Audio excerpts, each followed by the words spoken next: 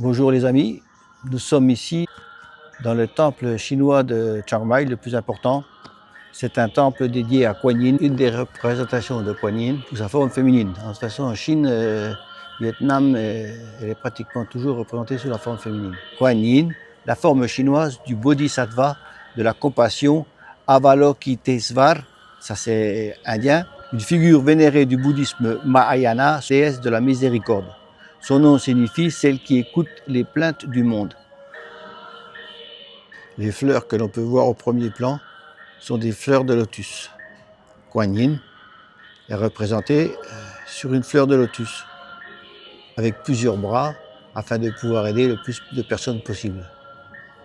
Mahayana signifie grand véhicule, désigne l'une des deux branches majeures du bouddhisme. L'autre étant le Theravada, voie des anciens, que l'on trouve en Thaïlande, Laos, Cambodge et Birmanie. Le Mahayana est prédominant en Asie de l'Est, Chine, Corée, Japon, Vietnam et au Tibet. Il s'est divisé en plusieurs écoles au fil des siècles, le zen et le bouddhisme tantrique les plus connus. Idéal du Bodhisattva. Contrairement à l'objectif de la libération personnelle dans le Theravada, le Mahayana vise l'éveil de tous les êtres. Le pratiquant cherche à devenir un Bouddha pleinement éveillé pour aider l'ensemble des êtres sensibles à se libérer de la souffrance. Maintenant, nous allons rentrer dans la gueule du dragon, voir ce qui s'y trame. Alors, vous remarquerez que les marches pour rentrer dans la gueule sont des fleurs de lotus, pour que le dragon nous porte chance.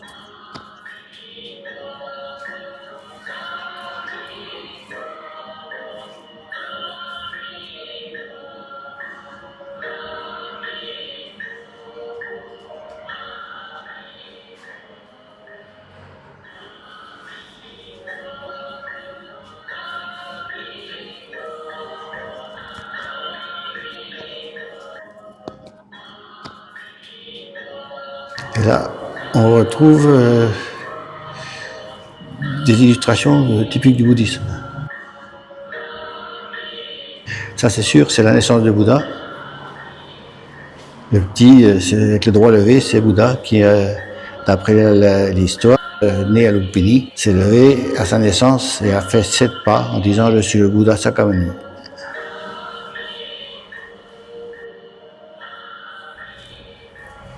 Ah, ici, on a le rêve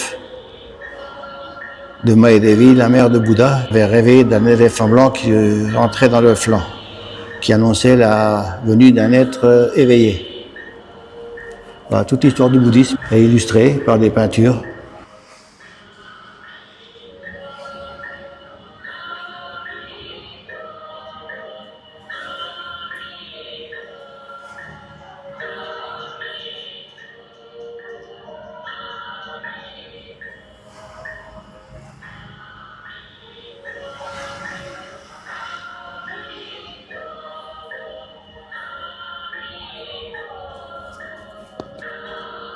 Donc, sortie du dragon.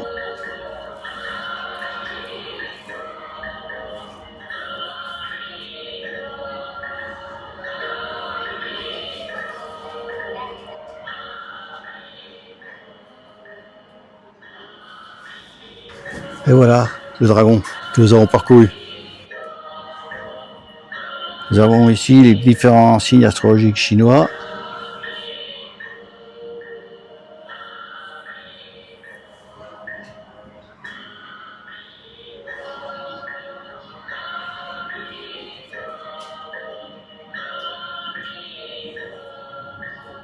Et nous avons une autre représentation de Kuan Yin. Il existe plusieurs milliers de formes de représentation de Kuan Yin. Donc,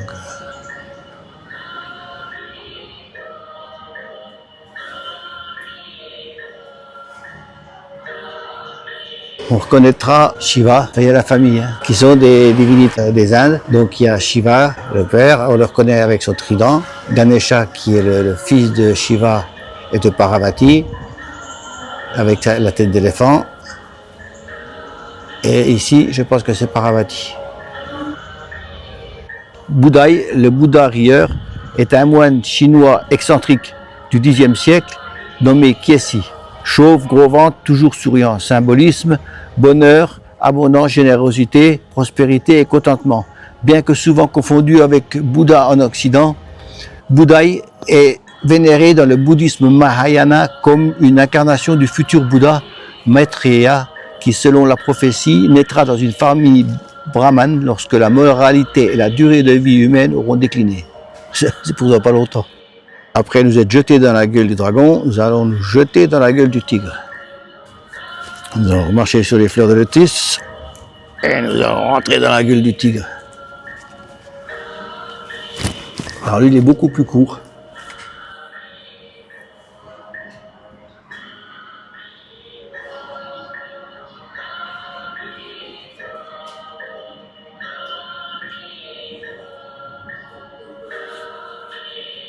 Voilà, donc si vous avez envie de changer un peu des temples habituels, vous pouvez venir visiter ce temple. Voilà les amis, la visite du temple chinois de Kuan Yin à Chiang Mai est terminée.